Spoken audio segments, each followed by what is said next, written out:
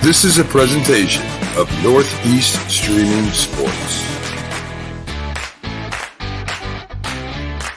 You're listening to TGI Sports Talk with your host Keith Angle on Northeast Streaming Sports.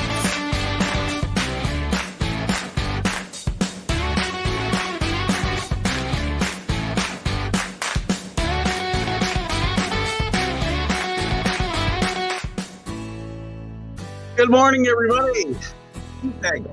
TGI Sports Talk. Are you serious? Lots to talk about today. I'll be joined by my co-host, the Mad New Yorker, here in a little bit. We're going to talk some Major League Baseball. I'll be talking a lot of Aaron Judge and Jacob DeGrom this weekend on various shows, by the way. We'll get into some NFL playoff scenarios. We'll get into the college football playoff. Army-Navy will make a prediction. Want to welcome everybody on Facebook, YouTube, Twitter this morning. The Northeast Streaming Sports Network, where we also are affiliated and air our shows. And I'll be busy, as I said, this weekend. I'll be talking a lot of Aaron Judge everywhere I go. Here, I'm sure with Mac and Jack this morning. My vlog today will cover why one of these signings was necessary. The other was one dumb owner.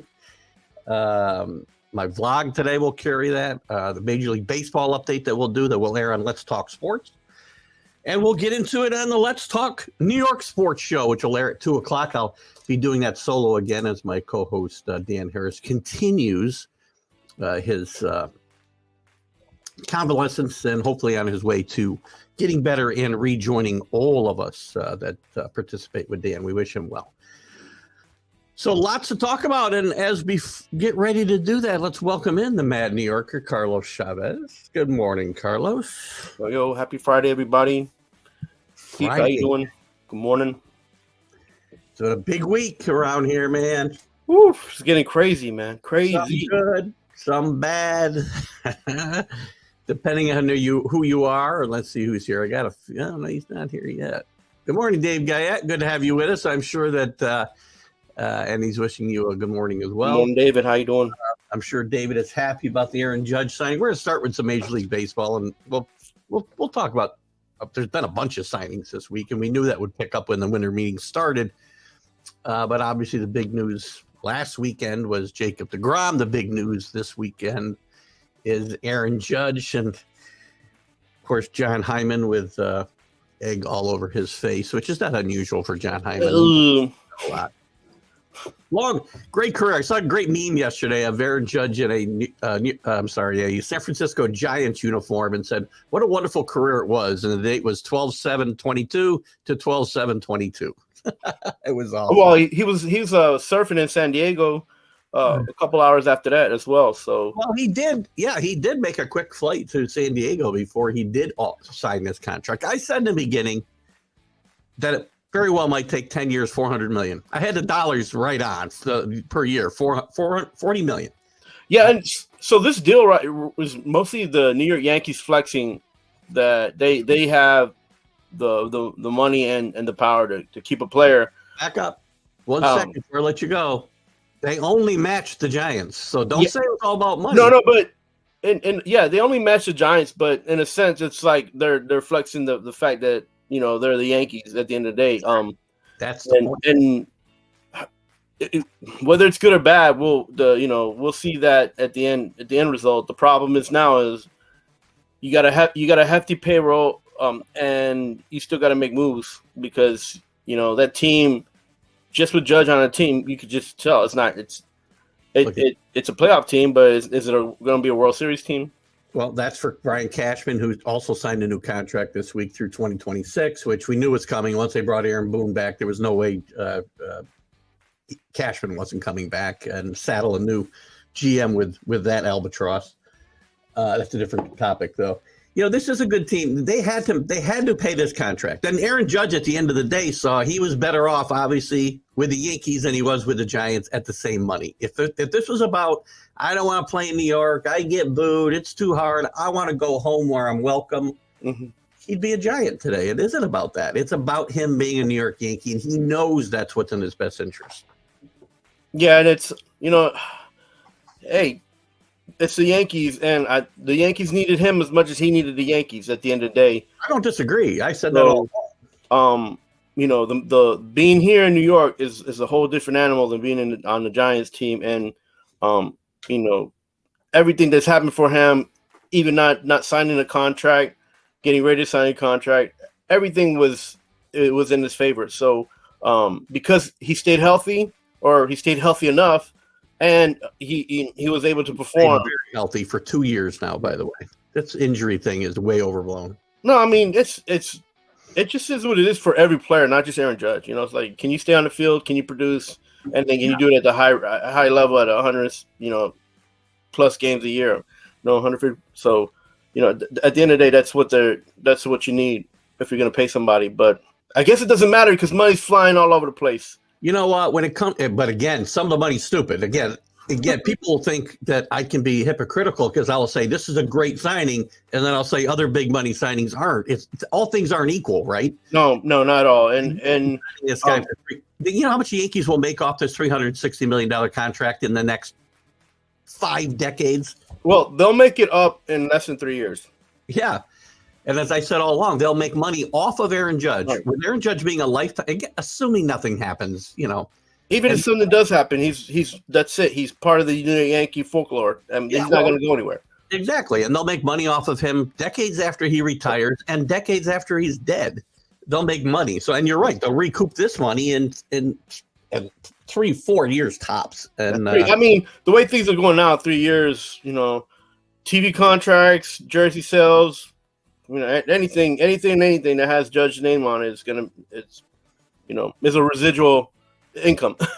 Right. And you're right, Dave. They got a couple of priorities. They've got to fix the left side of the infield. They got to decide which way they're going. They're still in free agent talks with I can't believe they're going to sign one of the shortstops after this contract with Judge. I think they'll go with the kids, but they got to do something with third base as well.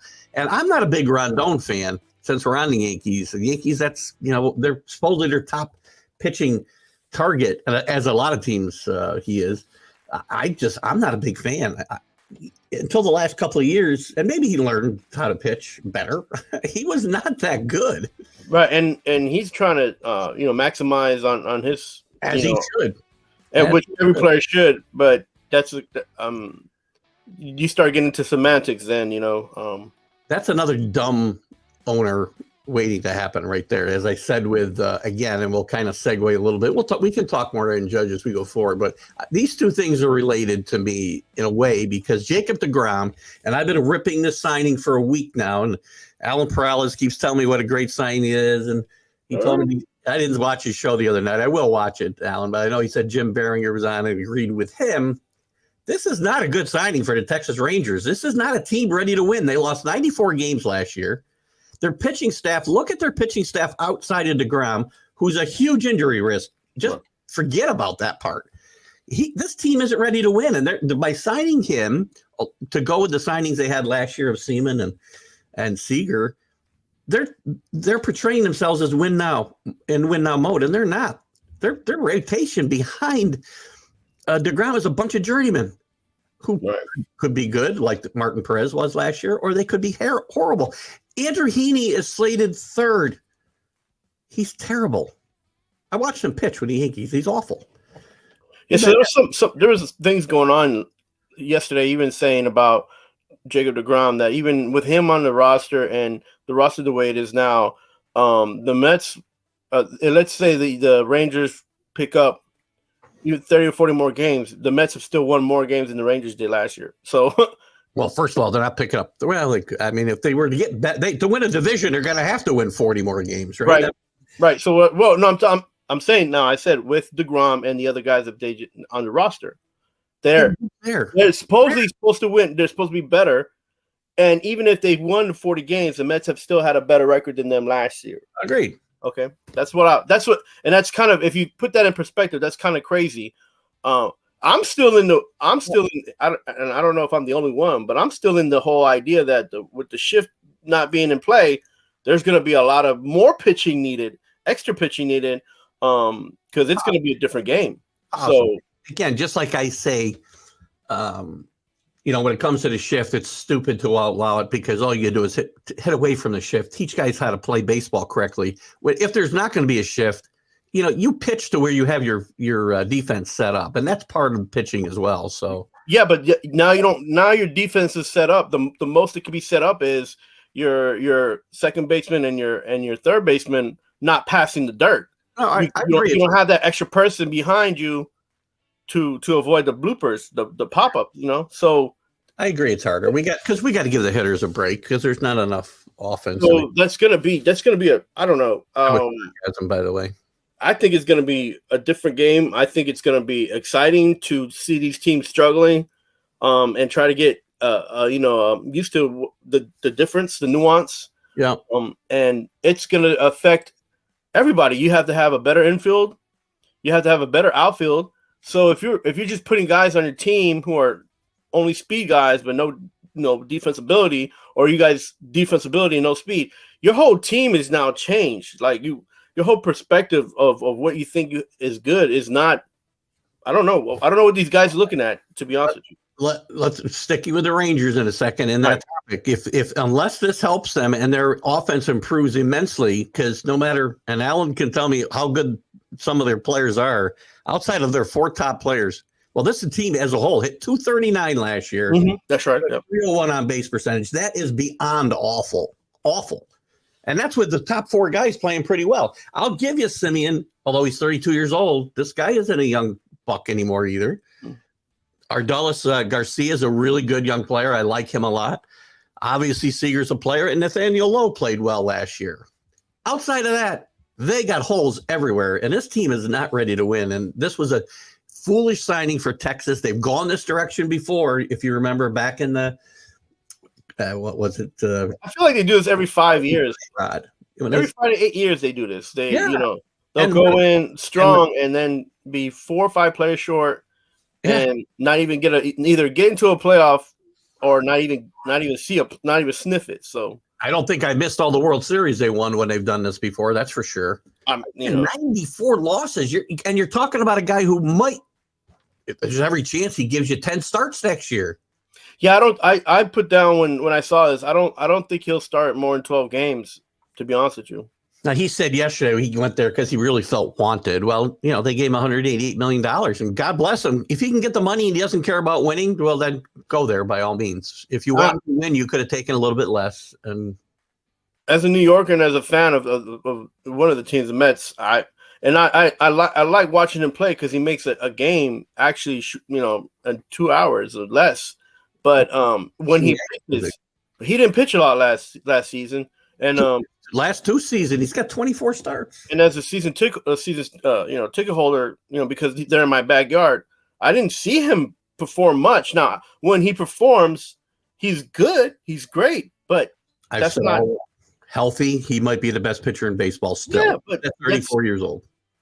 That's the other thing here. This isn't a guy you're taking a chance on who's had arm problems the last couple of years, who's 27 years old. He's 34. I mean, I think even before last year, they were saying that he had the same issue Tanaka did, except he didn't want to do the surgery. So I believe that's true because his big issue was the forearm last year. I know that. And, to go along with a shoulder injury the year before and, an elbow injury in between. This guy's had every arm injury you can have. And no surgeries to fix or. He probably should have. He probably should have shut himself down like Justin Verlander's done it twice, by the way. We'll talk about him in a second. He's done it twice and come back better. So, listen, let's stick with Texas for a second. A nice, great, good reference there by CA. Great job, Johnny Oates.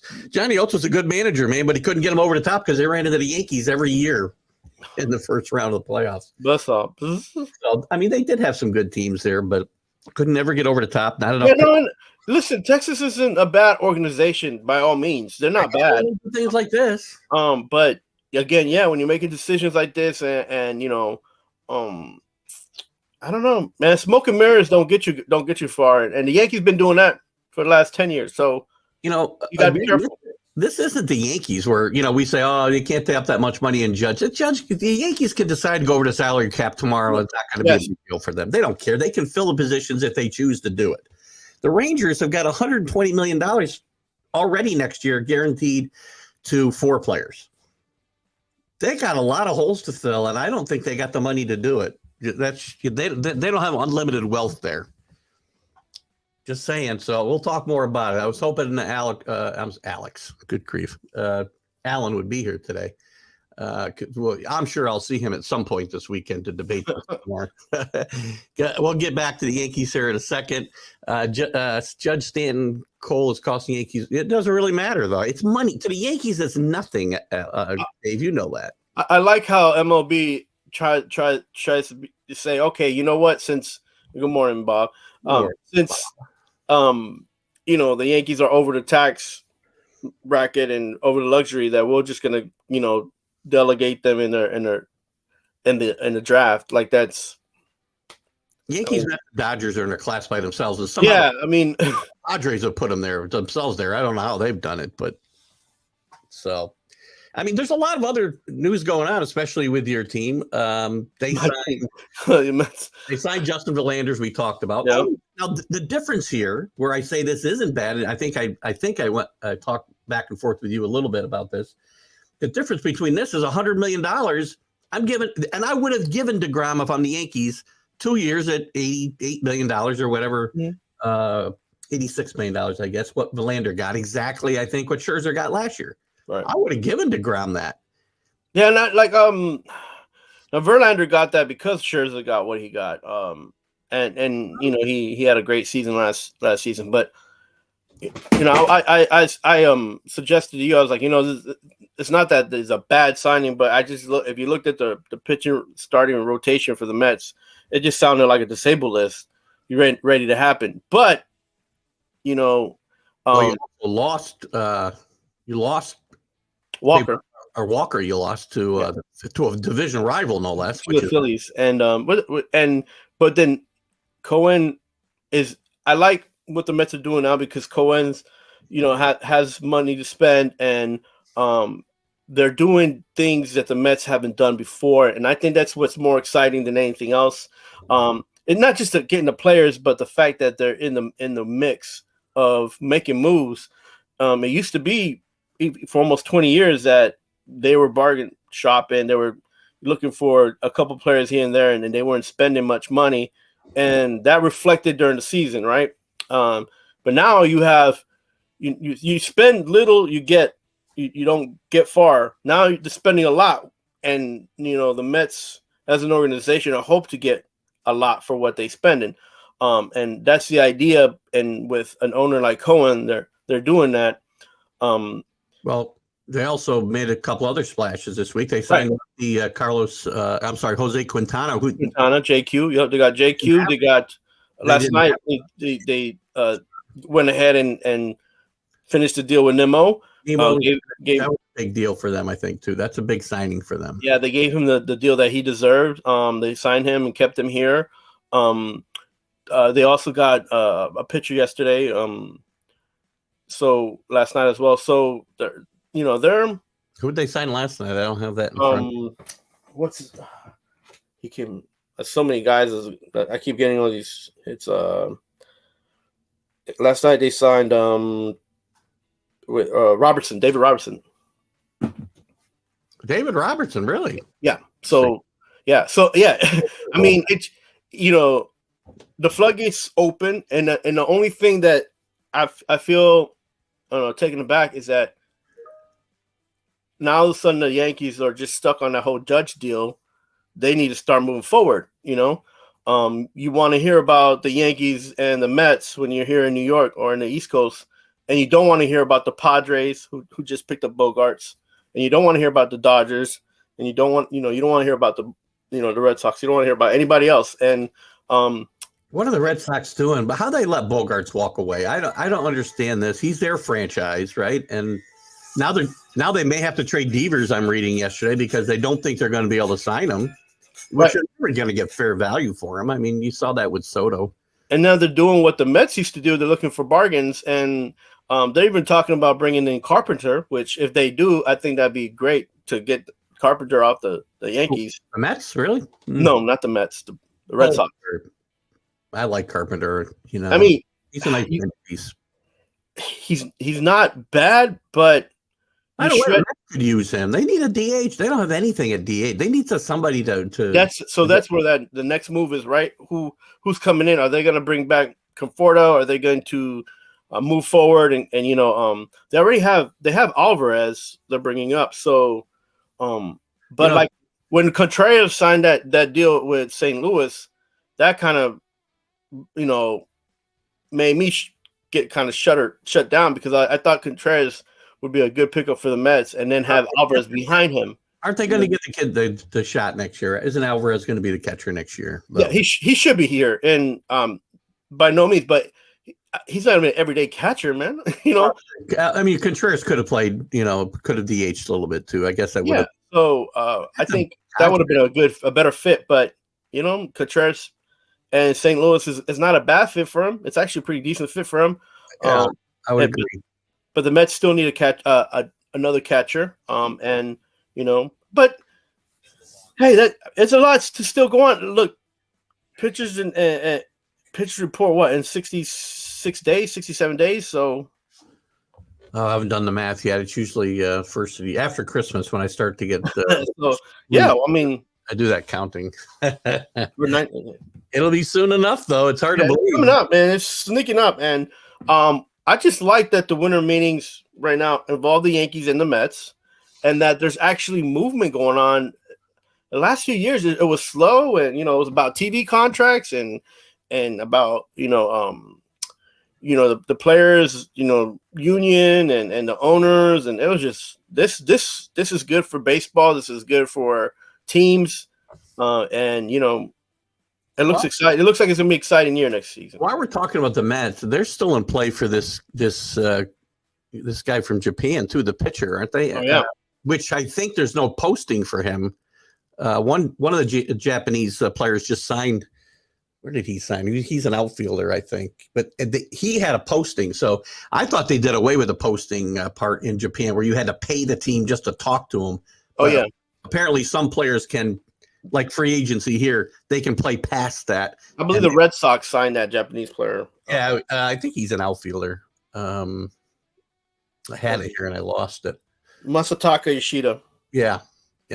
He signed with the Red Sox. So the pitcher, I think, is in play for a lot of teams. The Yankees and the Mets, I think, are both in play for him. So he's probably going to be in for a pretty good payday.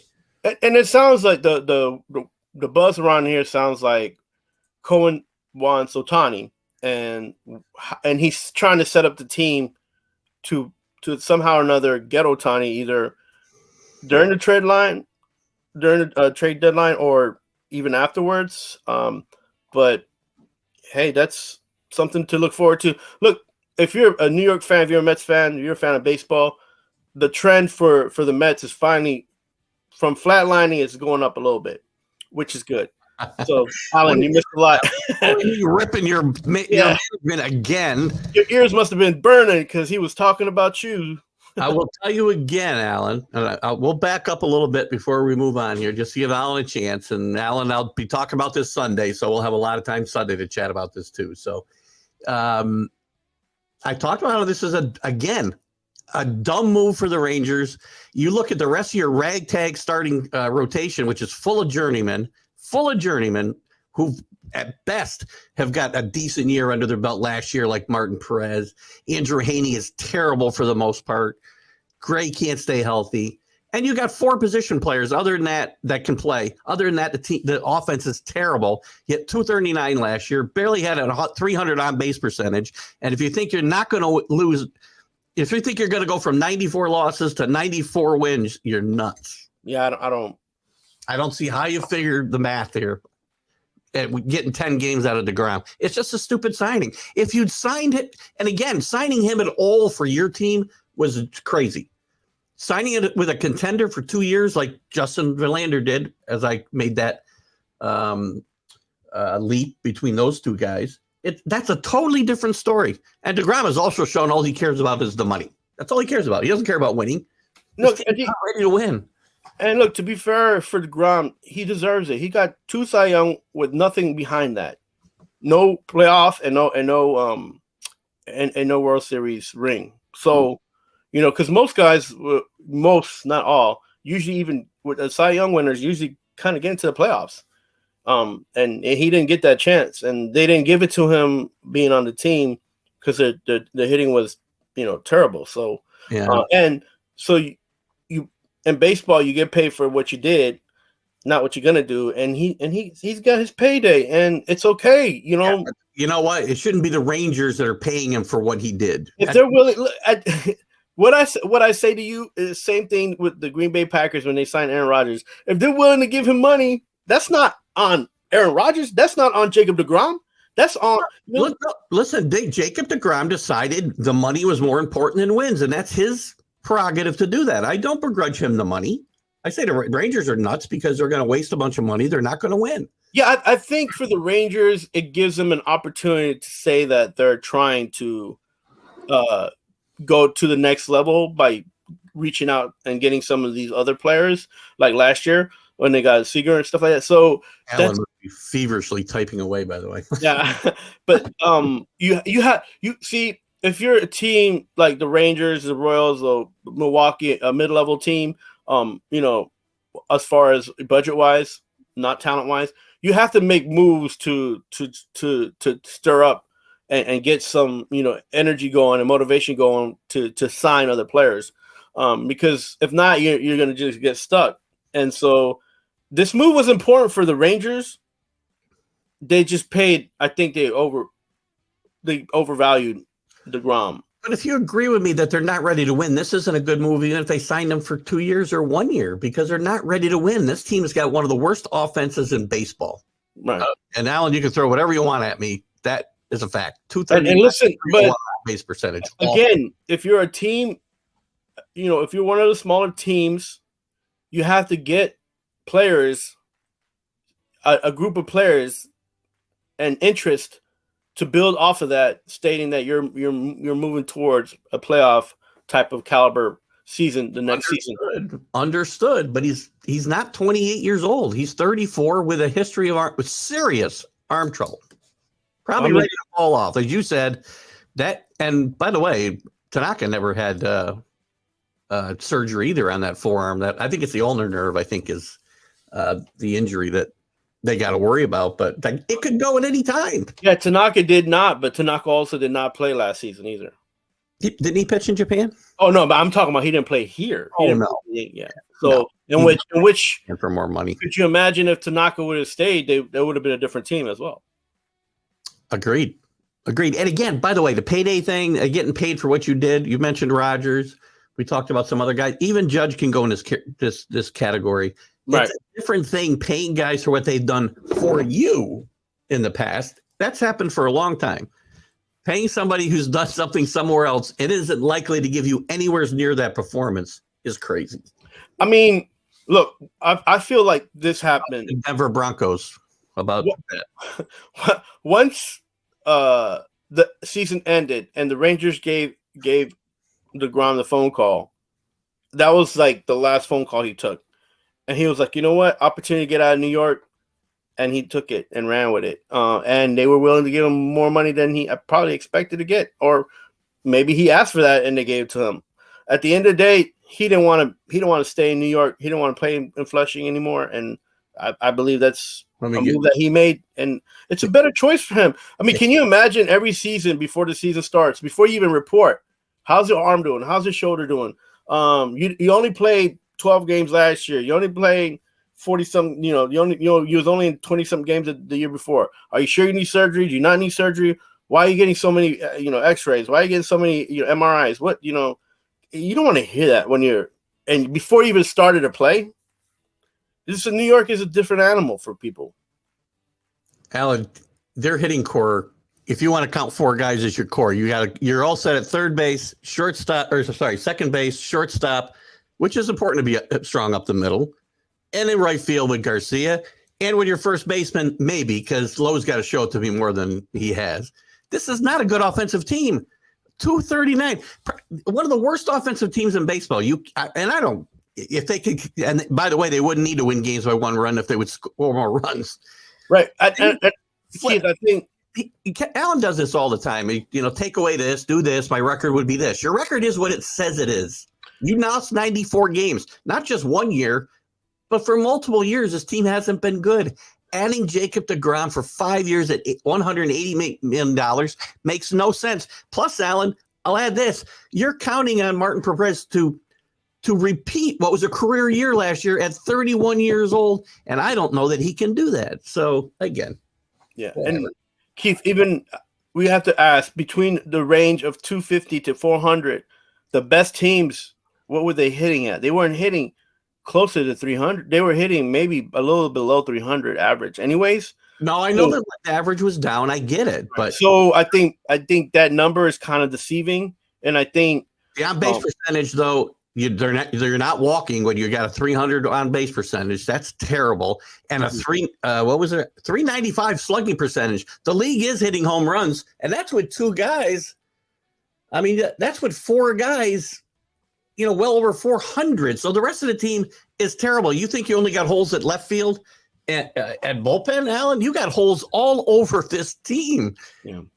I mean, gosh, look at some of the averages on this guy. I mean, I know averages are down, but Cole Calhoun, not 196. That's Joey Gallo territory. And Joey Gallo was formerly on the Rangers, so. He's one of the guys that you're counting on. Now, maybe there'll be some improvement with some of the younger guys, but again, this team is not ready to win. And I will get more shot. Haim's a top 10 catcher. In what reality? Is he a top 10 catcher? Well, there's not a lot of great catchers, so maybe I'll give you that. So the catching's down around the league, so maybe I got to give you that one. Lowe just won again. I gave you Lowe. Go get Joey Gallo. Yeah, again, they got to show me something, though. None of them have performed that well. I believe, like I said, when you're in baseball, your the roster from the season previous doesn't matter anymore because four guys. By the way, you move on a lot. There's a lot of movement from that in baseball. Alan, you're usually better than this. They had four guys that hit 20 or more. The next best was Haim at 16, and he hit 227 with 298 on base percentage and a 399 slugging percentage. It's not good. He's not good. Cole won't be on a team. Well, that's good. They better replace him with somebody better. Plus, you're going to still be 20 games behind the Astros, as kind of CA points out. You aren't even getting close. You hope for a wild card. Maybe you'll get in contention, but that means you've got to basically flip your record. And you've done nothing except bring in a pitcher who's more likely than not to get hurt, and another guy in Andrew Heaney who. Really, why am I going to count on him to help you win games? Why? Because deGrom's going to get hurt. Yeah, and Andrew Heaney's not any good. I mean, he may have pitched all right last year, but as a rule, this guy is not a good pitcher. I've seen it up close. Oh, Alan, we'll get more into it. My vlog will be on this today. Maybe I'll do it live. I don't know, Alan. If you're around. Ping me if you're around, I guess. Maybe I'll do my vlog live today, which I don't normally do. Anyway, I'll give you one more shot here before we move on because we did want to get some NFL and college in here.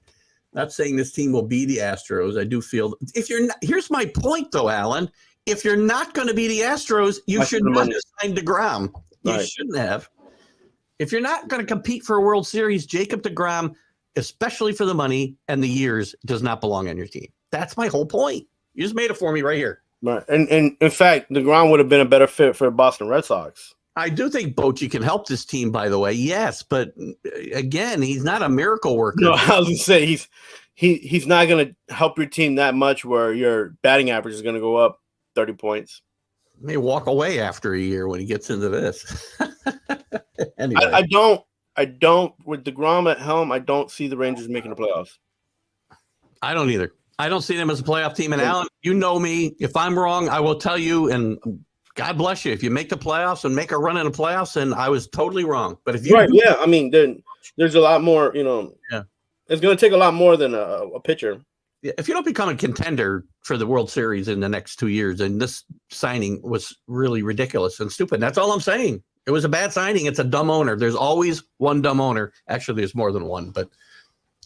It doesn't sound as good when you say there's many dumb owners, I guess. Anyway, Oh, God. I'm all worn out now. I knew that was going to happen. Anyway, where do you want to go? The NFL or college football, Carlos? Well, let's talk about these kids at college football. They gave out awards yesterday.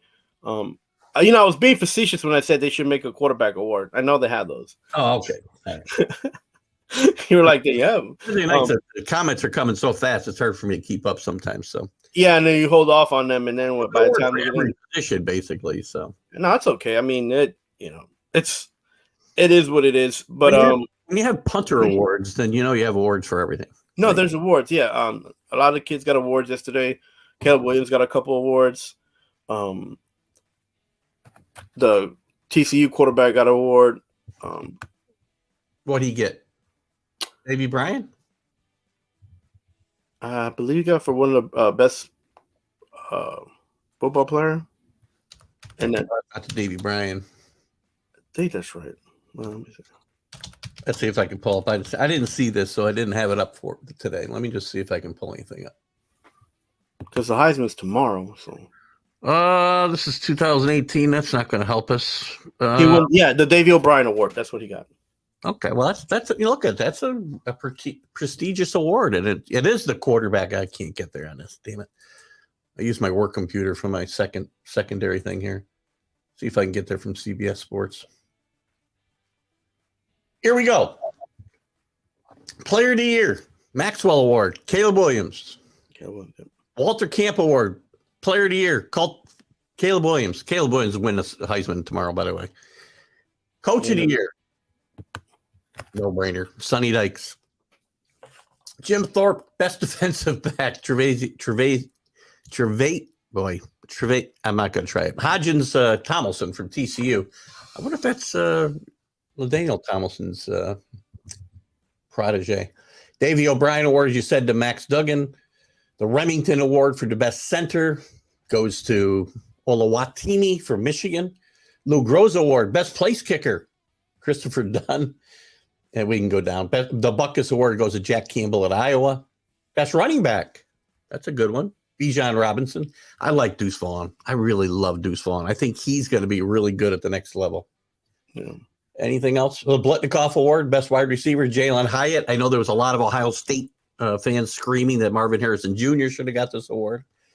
The Ray Guy Award, best punter. I guess we got to call him out. Rutgers gets a call out. Adam Korzak from Rutgers got the Ray Guy Award. And I guess that's all it really, there's about 18 more, which we won't get into. But that brings us to tonight. And the Heisman, or tomorrow night. And the Heisman. Tomorrow's a big day for college football with Army Navy and the Heisman Award kind of on its own stage, which is I like. And I hope college football finds a way to keep that in place later on. And I think you're right. I think Caleb Williams will come out with the Heisman. I think the four finalists that are there are Williams, Duggan, Stroud, and Stetson Bennett. And I think it's nice that Stetson Bennett got this invite and got into the finals. He's not going to win, but I think it's a nice, career award, if you will, for him just to get invited to New York. I mean, he deserves it if he wins it. I can say that, right? Yeah. Listen, if Williams wins or Duggan wins, I don't have a problem. I don't think C.J. Stroud should win if that somehow happens, which I don't think it will. He's really fallen off the radar the last month. The last two games is but again, if you look at the last three games, then Stetson should win the Heisman, right?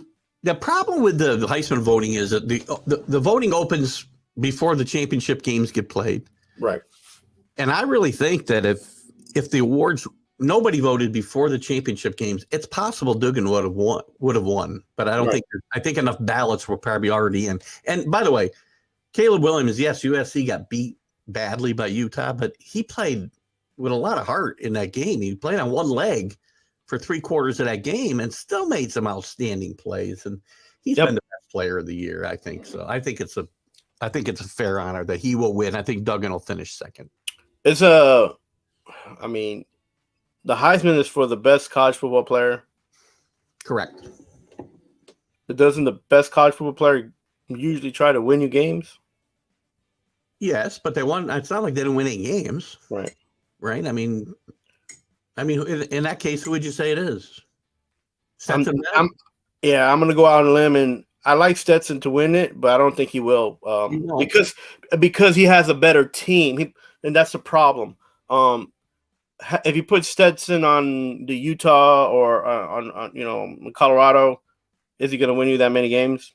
It's interesting because no, he's not. He's not winning that many games less than Georgia. But here's a kid who's persevered. He's a walk-on. That's the thing, yeah. It's really a great story. They've tried to replace him basically every time. season. he was in the back seat until everybody in the front seat fell asleep and was And he always won his job back. He's won a national championship and may win another one. Right. And listen, the Heisman's it's really a subjective award because there are times where the guys with the gaudy stats win. Mm-hmm. Teams are just mediocre. We've seen it with BYU quarterbacks in the past, right? Right. And then we've seen guys who, like a Stetson Bennett, who don't have the gaudy stats, but have this thing this intangible, this leadership quality that I talk about a lot, and win. John Cappelletti, going way back in the day at Penn State's a guy that always comes to mind. You had quarterbacks back in the day, and again, the game was different, right? That won this award without really gaudy stats. Pat Sullivan at Auburn, they were on good football teams and they were good leaders. But I think in more recent years, as the game's changed and our outlook is, we look for those gaudy numbers, and it becomes mostly a quarterback award, as we've seen. Once in a while, a running back thrown in there, a wide receiver. Years ago, but if you even look at the history of the QBs in Georgia, none of them have done what Stetson has been able to do with some better teams. No, well, they only had one other, at least in the last 50, 60 years, they've only had one other quarterback win a national championship. That was in 1980 with I want to say, I think it was Buck Bellew who played for Vince Dooley. Yeah, but they had Herschel Walker. And they had Herschel Walker. So the Buck Bellew probably threw the ball about 5 times a game. Are you forgetting that Stafford played there? I did not forget Stafford played there, but I don't remember him winning any national championships. Different player. Again, he's not, better numbers. Hell, who's the guy who played before Bennett? Got drafted. He played with the Bills. Played with the Giants for a while last year. He's been bouncing around the NFL everywhere. He was on the show QB1 that I always talk about. I know you're talking about. Jake Fromm. Jake Fromm had better numbers than this guy, but one big difference: he's a better winner. Which again, I do think should play into this trophy a little bit. Yes, I don't disagree with you there. Yeah, I mean, like you said, it's subjective. I'm just giving out my opinion. That's what we're here to do. Yeah. But again, I think Caleb Williams will take the award, even though he did have some stiff competition. We'll be able to say that he won, but he at least has some stiff competition at the position that he's winning it for. So yeah, agreed. Right, because remember, he didn't even win the quarterback award, right? Neither one of the guys. It's going to be Duggan, which maybe again, it's a different set of voters, but who knows? We could have a surprise, and I wouldn't have a problem if Duggan won this award. There's no tougher quarterback that I've seen in the last 10 years, tougher than this kid. What he played through last week was amazing. The way he was just carried that team in the fourth quarter. And the story's out. What he played with and how he got there is amazing. What do you have, a broken back? Heart, right? Heart, was it last year or this year? Before? No, so he had the heart issue. And he wasn't the starter at the beginning of the year. Yeah. So and then the first preseason came, he had another issue, and he had to come back from that. So Jake Fromm, that's very funny, Alan. Actually, put that up again. That's actually quite witty. Jake from State Farm. What was I getting at here? Oh yeah, he didn't even start the beginning of the year. So another kid who overcame some adversity. He's not. Look, I don't even know if he'll play in the NFL, to be honest with you. He's not going to be a high draft pick, I would not think. But man, he's just got something extra. And Sonny Dykes is the coach of the year, but he made a huge tactical error not giving him the ball in those last 2 plays last week. Man. And again, I said this when a few weeks ago. It's like that team is so fast. They're tough, but it's a fast team, and I feel like Then you think, yeah, it is. Had they been a little bit more, had they slowed the game down a little bit more, they probably would have been able to win out. Yeah, I really want to look at the roster. The size of the line is important to me. We saw it in Alabama, Cincinnati last year, right? You win the game in the trenches, and if they're really outmanned there, which they probably are not, because again, this is a school from Texas, so I'm guessing they're drafting some pretty big boys down there to play in the line. So as we get closer, we'll look at those comparisons. Speaking of which, the college football playoff rankings are final, as we know. Ohio State slides into that 4th spot without ever even playing in a national championship game. My only gripe, and again, it's a 4-man. One of the problems with this 4-team playoff is you got to have 4 teams, and that 4th team probably isn't deserving to be in the playoff, unfortunately. You compare, I don't know why USC, I know they lost their last game, but I can show you some comparisons with Ohio. How about this, Keith? How about you set up the first 3, right? Yeah. And you have a playoff for the 4th. You can't do that. Why not? You have that would be cool, because then it's like you have an argument. Who are you going to set it up for? Because I say that teams like Clemson and USC and Utah, maybe Utah would have, with 3 losses. It's very hard, but but they you won your conference championship, or at least you played in it. You should have. That should be given some consideration over a team that, by the way, didn't just not play in their championship game, but they also got blown out last time we saw them. USC was basically, and I'll focus on them because they're the ones who really lose out here. They were 4. And I mentioned Utah because of the conference championship, and that was your argument. I get it. But without conference championship games, if nobody played them, and we ended the season last week, 2 weeks ago, then USC's in, and they get penalized for playing an extra game and earning their way into the national their conference championship game. That feels wrong to me. Feels terribly wrong to me. So, I mean, here's the problem. That's why the conference championships have less weight now, because of that. Well, I don't know if they carry less weight. I think they carry plenty of weight. I mean, let's look ahead. So wait, your conference championships don't determine. It will when there's 12 teams. Utah wouldn't have got in a 12-team playoff if they won. 16. Say 16, so we give Basement Bob his credit. It should be 16, by the way, so Basement Bob can up the number he's trying to sue me for. Good God, there's some crazy people out there. I don't even know where. Yeah, I mean, so okay, so. And there goes your argument in your case is if you're going to create this system of a playoff, then the conference championships have weight. They have to matter. They have to matter. I agree. They will matter. They will matter because in the new system, the new system that's coming up, Utah and Clemson both would have had first round byes for being the highest ranked conference champions. So look at a couple things. Let's just focus on this year for now. Right. And I say USC, they fell all the way to 10. And I say USC still should have been compared to USC or to Ohio State. They both lost to one team. I know USC had 2 losses, but they both lost to one team. Right. USC lost their last game by 23 points in their conference championship game, by the way. Ohio State lost its game to its number 1 rival by 22. They had one common opponent. The Trojans beat up Notre Dame and controlled that game throughout, and Ohio State barely got by them. Again, it was a whole year ago, it feels like, right? Right. USC played in a league, as much as the Pac-12 gets bashed, with 6 teams ranked in the top 18. Big Ten has 3. I know. And another issue, too, is in the SEC has 2 divisions. If it was just open, this would be a bigger mess. I mean, when you're like will be next season. It'll be open. Right? It will, yes. But in the system I have today, and Ohio State should have been compared more directly to USC, since that's a team they dropped out of there. and USC gets penalized for playing an extra week, and I think it's totally wrong. Right. Let me ask you a question, Keith. If Ohio State had to play Penn State today, who wins?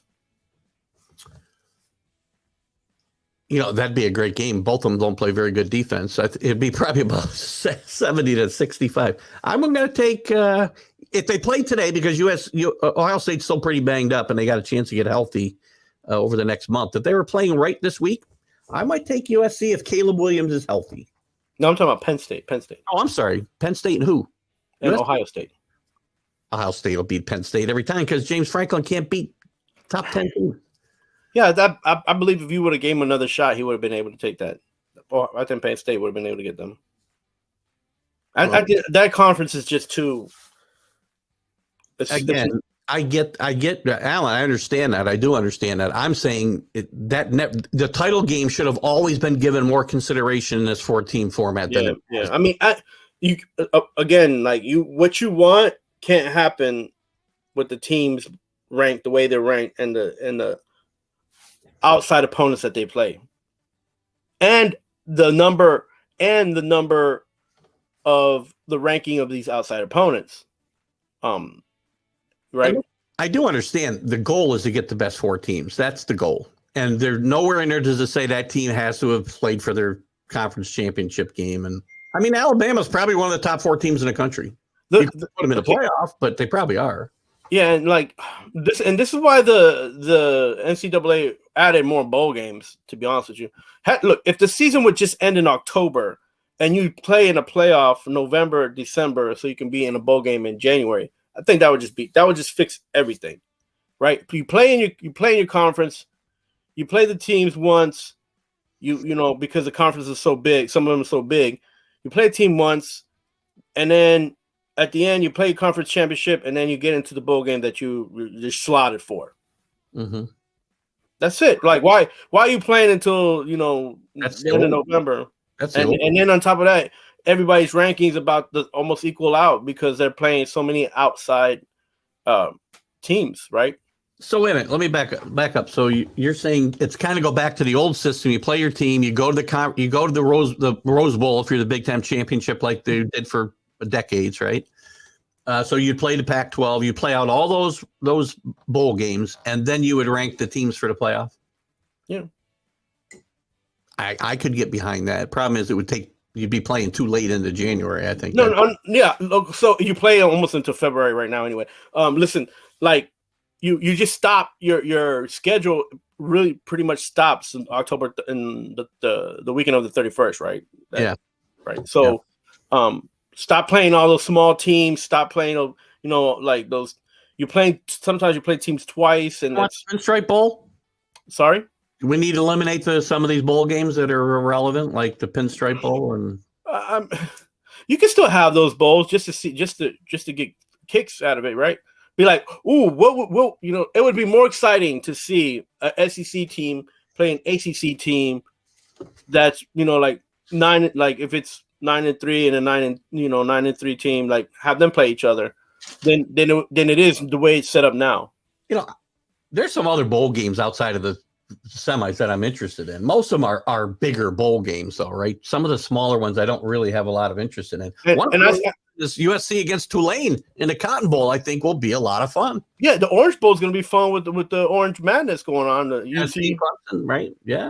So I think like you would get more of those type of bowls if you would just college would end its regular season games in October and just start doing its playoffs. In the end, it all comes down to money, not competition. Well, that's part of the problem. That's why we have realignment. That's why we have the NIL. That's why we have transfer portals. By the way, JT Daniels going to the transfer portal for the freaking 4th time.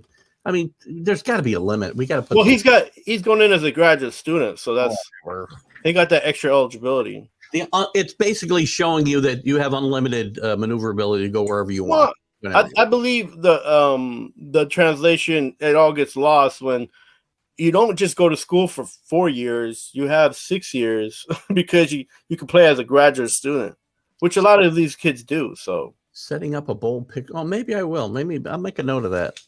Maybe we'll do that. I'll send it. I'll post it to the page. We got till the 16th, I think, before the bowl games start. So But I mean, I'm not Basement Bob, and I'm not going to sue you for my ideas. But I'm just saying. Believe me, there's none of your ideas I'm stealing. I'm telling you right now. I'm just saying, I like you, and somebody who likes college football, and back in the day, you had the SWAC, you had the Southwest Conference and all that. Well, you know me, I'm a traditionalist. I miss some of those things, right? I understand that the naming national championship was really ugly in those days, right? You'd have split champions. Yeah, like it was great football. Like these kids, very exciting football. Nobody skipped out in their bowl game. Everybody played their bowl game. So. That's the other thing that's got to be nipped in the bud. The transfer portal's got to start later. Coaches cannot be allowed to leave their schools until a certain date. And guys can't just hold themselves out. I gave you all this money on scholarship for the last 3 years, 4 years, whatever it is, and now you tell me the most important game we played you're not going to play in? You don't want to get hurt. Why do Alabama's kids play? I don't know. There's an interview I got to check out. I saw Nick Saban. He was asked about this. Alabama really has kids, and again, they're often playing in the playoff. I get it. Right. But we've seen now where kids have not played even in the semifinals because they want to protect their draft status, and it's sad. I understand what they want, but go get an insurance policy or something and go play the freaking game. Alabama players play because they have an opportunity of getting called up to the recruitment. Oh my gosh, it just escaped me. Well, when they have an opportunity to play in the NFL, or they could just stay that extra year. So they're getting that. So the guys who are sitting out so they don't get hurt because they're afraid to get hurt. I mean, they didn't get hurt for 12 games, 13 games. Now they got to sit out a game.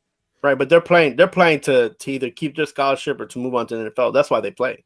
Yeah. Right. Well, they don't sit out to keep their scholarship because then they wouldn't have a scholarship. Right. No. I mean, it just depends on the player and what year they're in. So. How about Baker last night? Listen, Baker made it look. I mean, for me to come in there 1 week and not know anything about the system, I thought he did a great job. It wasn't 1 week. He got into California on Tuesday night. Good point. Right. Wasn't even a week. He had his waffles, went to bed, woke up, went to the training facility, read the book, and was like, "I guess I'll just wing it." It didn't look good for 3 quarters here, but he did not. He did not at all. He got him back and got him a victory. Bad loss for the Raiders. Sure. Yeah, and I was on the show last night with Turner with the Sports Buffoons. I mentioned this is 7 out of 8 of the games were lost by the Raiders by one in the fourth quarter. Like that's. I hate to say this about Josh McDaniel, but that's coaching. When you're losing games that way, that comes down to you're not coaching them upright. You're just not. But what is he? I mean, he's coaching the whole team, but he's not the defensive coordinator. No, I mean, but still, it comes down to coaching. He hired those guys, right? Yeah, he did. He's got to coach the coaches. So, whatever. I mean, listen, I said this about the Raiders. They played that game to try to win that game, but they just played the possession. They didn't play to score more points than they did. They just wanted to keep the ball away from LA, which I don't understand why, because LA has been struggling anyway. And they got no offense. They're better off with them having the ball. And the Raiders didn't go in there to break any necks and shove the ball in nobody's freaking mouth. Like they just were playing a possession game, and that's not good because they gave all opportunity for the Rams to stay in that game. They should have won this game 32-10, easily. How could Carr make that decision? Because he's David Carr. I've said this for years. I've told Carlos last year when we got he did. David Carr will remember who he is in the most important moments. He's David Carr. Yeah, and you did, and they re-upped him, and I was like, well, maybe he'll do some things with Devontae Adams, and no.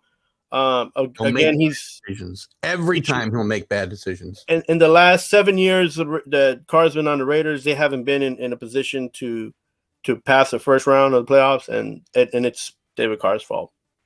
And it showed last night. Last night showed because, again, they didn't score more points than they should have. They gave Jacobs the ball like 25 times, and he was still one yard shy of making 100 yards. Right. Come on, man.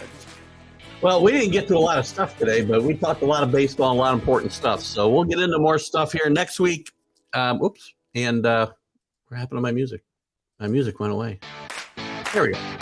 Anyway, fellas, I thank you for coming in today, guys. I appreciate you guys watching and commenting.